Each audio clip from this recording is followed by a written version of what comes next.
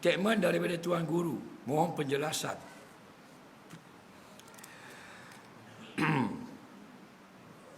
Bila wajib haji, mu pergi haji lagi. Kalau wajib haji tahun ini cukup belanja. Haji ni man istata'a ilaihi sabila.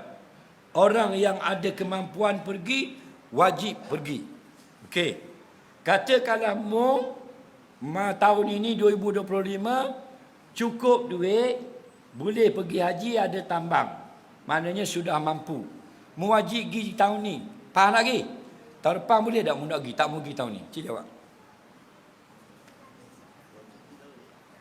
Tak lah.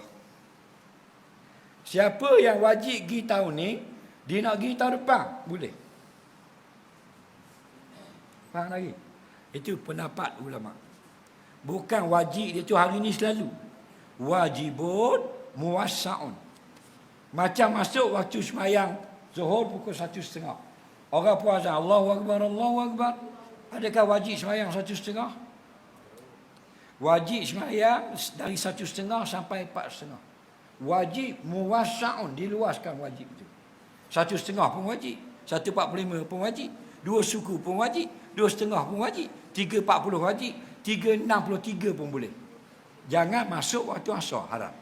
Faham? Jadi siapa yang sudah cukup kemampuan tahun ini pergi Mekah, dia tempohkan lagi 2 tahun. Hukumnya harus dengan syarat ada azam nak pergi 2 tahun lagi.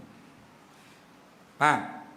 Jadi kalau saja-saja kita nak pergi 2 tahun lagi, hukumnya harus, apatah lagi menyelamatkan kuasa politik umat Islam daripada terlepas tangan, kita tangguhkan haji, lebih-lebih lagi lah boleh. Faham atau tidak?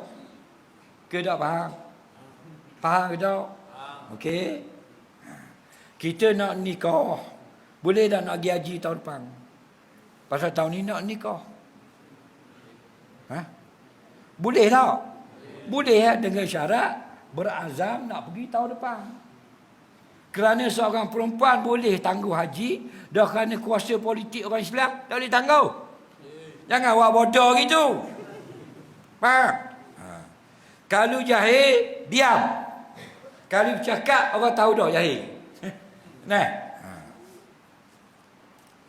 Soalan seterusnya.